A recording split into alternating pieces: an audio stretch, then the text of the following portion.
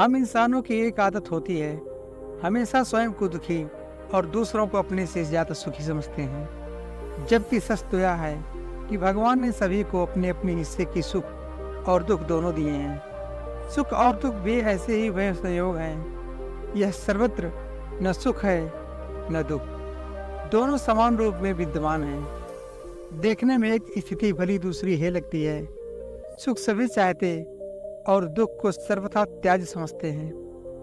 किंतु यदि विचार पूर्वक देखा जाए तो दोनों ही उपयोगी और आवश्यक प्रतीत होते हैं। धनात्मक और ऋणात्मक विद्युत धाराओं के संयोग से जैसे प्रकाश का उद्भव होता है, वैसे ही जीवन को गतिवान बनाने रखने के लिए सुख भी और दुख भी आवश्यक है। बात उन दिनों की है जब महात्मा बुद्ध विश्व में भ्रमण करते हुए लोगों को ज्ञान बांटा करते थे और बौद्ध धर्म का प्रचार किया करते थे।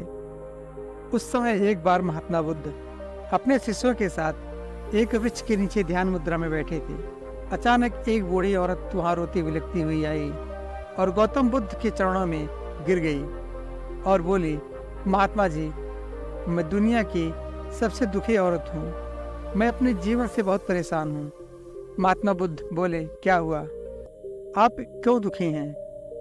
वह बूढ़ी औरत बोली, भगवान, मेरा एक ही पुत्र था जो मेरे बुढ़ापे का एकमात्र सहारा था। कल रात तीव्र बुखार से उसकी मृत्यु हो गई। उसके बाद मेरे ऊपर जैसे दुखों का पहाड़ टूट पड़ा।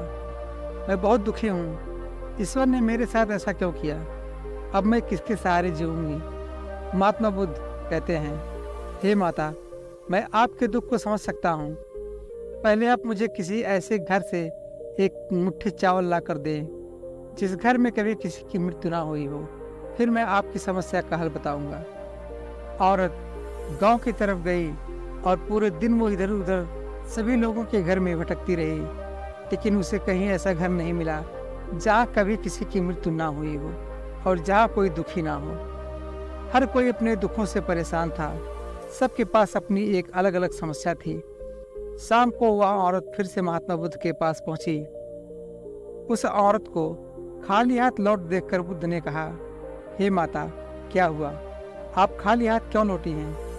वह बूढ़ी औरत कहती है, हे महात्मा, मैं पूरे गांव में घूम आई, लेकिन मुझे एक भी ऐसा घर नहीं मिला जहाँ कभी किसी की मृत्यु ना हुई हो। सभी लोगों के पास अपना अपना अलग दुख था।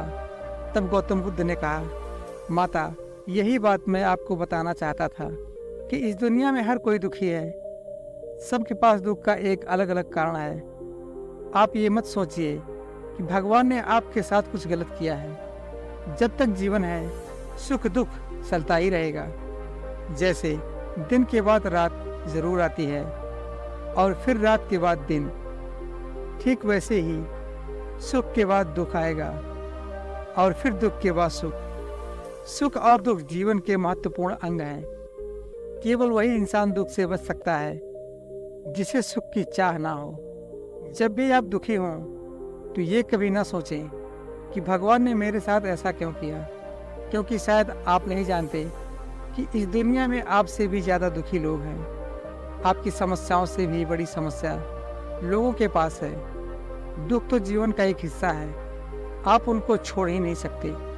तो किसी भी समस्या से डरे नहीं, घबराए नहीं। अंधेरी रात के बाद सूर्योदय जरूर होता है। ये प्रकृति का नियम है। आपके भी दुख एक दिन खत्म हो जाएंगे और फिर से सुखमय मुस्कुराता सूर्योदय होगा। दुखी सब हैं, कुछ दुखी हैं, कुछ सुखी होने की प्रक्रिया में हैं। उस प्रक्रिया का नाम क्या होता है? सुख।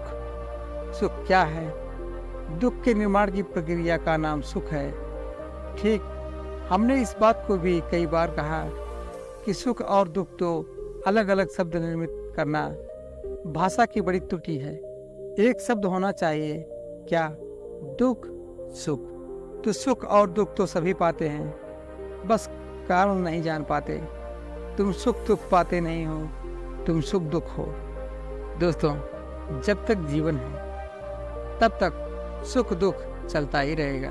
बस हंस कर जिए, मुस्कुरा कर जिए और खुशियाँ बांटते चलें। वीडियो अच्छी लगी हो तो एक लाइक और चैनल को सब्सक्राइब जरूर कीजिएगा। धन्यवाद।